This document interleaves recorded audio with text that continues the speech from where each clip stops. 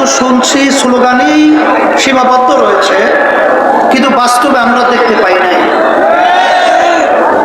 বরঞ্চ যারা এই দেশ 53 বছর স্বাধীনতায় পরিচালনা করেছিল, এদের পরিচালনায় আমরা পেয়েছি সুন্দর একটা দেশ বাংলাদেশ।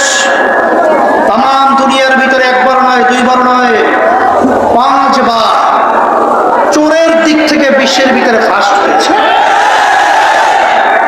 আমরা এদের পরিচালনায় কি পেয়েছি?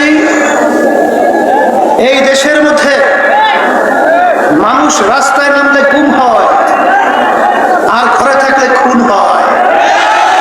আমরা কি পেয়েছি?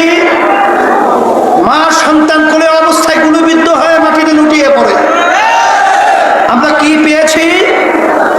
এদেশের বৈষম্য বিরোধী এবং কোটা সংস্কার আন্দোলনে মেধাবী ছেলেরা যখন তাদের ন্যায্য অধিকার দাবি আদায়ের লক্ষ্যে যখন তারা আওয়াজ তুলেছিল, তখন আমাদের বাংলাদেশের মেধাবী ভবিষ্যৎ প্রজন্ম সন্তানগুলোকে পাখির মতো গুলি করে রাস্তার ভিতরে লুটিয়ে ফেলা হয়েছিল। আমরা কি পেলাম?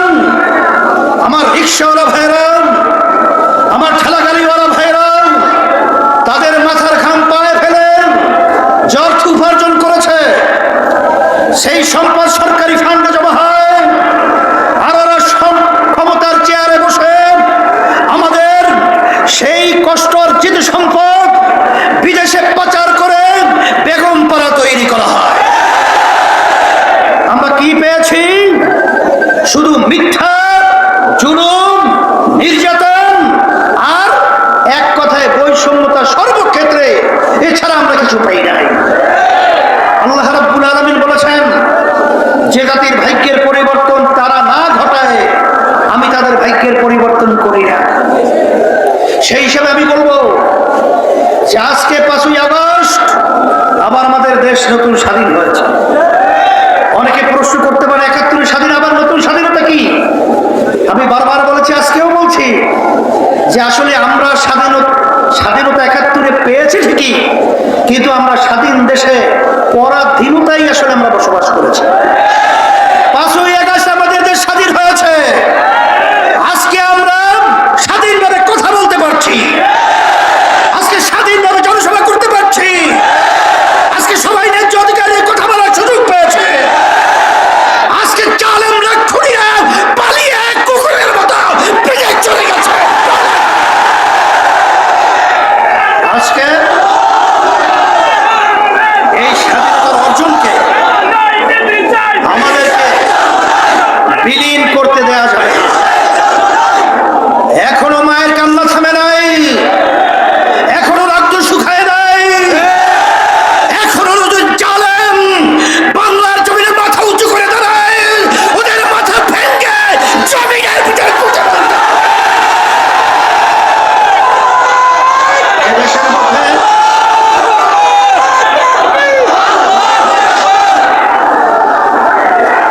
সুন্দর একটা দেশ বাংলাদেশ। আমি জালেমদেরকে, নাস্তিকদেরকে, খুনিদেরকে, জালেমবাজদেরকে আমি স্মরণ করে দিতে চাই, বাংলাদেশের ইতিহাস তোমরা দেখেছ। তোমরা গুলি করে পাথির মতো আমার সন্তানদেরকে মারবে, আর আমরা নিশ্চুপ চোখে দেখব। শুধু তাই নয়, আমরা মা বাপেরা, আমরা গার্জিয়ানেরা আমাদের বুক তাজা রক্ত নিয়ে ওদের পাশে দাঁড়িয়েছিলাম, নাস্তিকদেরকে এখন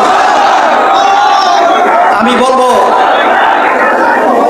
আজকে বাংলাদেশের মধ্যে ইসলামের পক্ষে এবং স্বাধীনতা বাংলাদেশের অর্থবহ হোক, এটা বাস্তবায়নের জন্য, মানবতা, ন্যায় বিচার প্রতিষ্ঠার জন্য ইসলামী আন্দোলন বাংলাদেশ প্রতিষ্ঠা থেকে শুরু করে আমাদের কার্যক্রম পরিচালনা করে আসছি। তোমরা দেখেছ, আপনারা দেখেছেন, ইসলামী আন্দোলন বাংলাদেশ প্রতিষ্ঠা থেকে শুরু করে অদ্যাবধি পর্যন্ত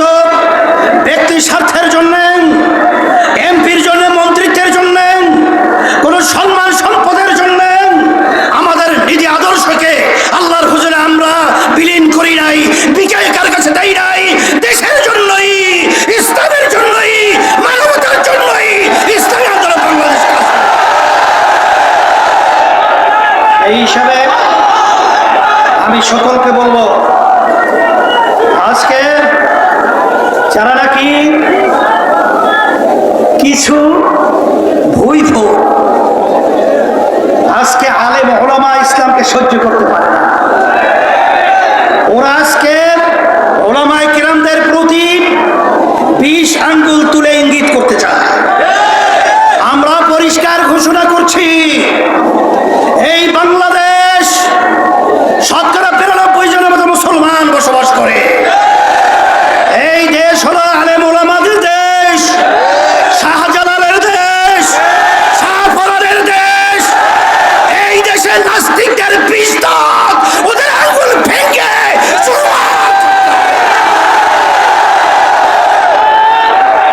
এই দেশের মধ্যে যদি আমরা সজাগ হই, আপনারা দেখবেন আজকে ইসলামের জন্য এবং যারা দেশের কল্যাণের জন্য যারা আজকে কাজ করছে, তাদের জন্য কিন্তু বাংলাদেশের মাটি আজকে উর্বর। আজকে কিন্তু প্রস্তুত হয়ে আমাদেরকে আহ্বান করতেছে। সেজন্য আপনাদেরকে বলবো, মাঠ উর্বর রয়েছে, সেখানে যদি আমরা ইচ্ছালি না করি, ফসল সুন্দর ফলাবার জন্য চেষ্টা না করি, তাহলে তো সেই নাস্তিকের দলেরা এবং দেশদ্রোহী দালালেরা আবার আমাদের দেশকে বিলীন করবে, পিকিয়ে দেবে, অন্য দেশের কাছে ইজারা দিবে। আমাদের সম্পদকে আমাদেরকে পাহারা দিতে হবে, আমাদের দেশকে আমাদের রক্ষা করতে হবে, আমাদের ইসলাম আর ইজ্জতকে রক্ষা করতে হবে। এই জন্য আমাদের কি করতে হবে? ব্যক্তি পর্যায়ে, সামাজিক পর্যায়ে আমাদের দাওয়াত পৌঁছিয়ে একটা পরিবেশ তৈরি করা। আর সাথে সাথে আমাদের যুগ্ম সম্মানিত মহাসচিব বলেছেন, আমরা চাইতেছি ইসলামের পক্ষে যেন একটা বাক্স দেওয়া যায়, সেই প্রচেষ্টা আলহামদুলিল্লাহ আমরা করতেছি, দোয়াও চাইতেছি। আল্লাহ যেন ইসলামের পক্ষে, দেশের পক্ষে, মানবতার পক্ষে, ন্যায় বিচারের পক্ষে বিজয় দান করেন।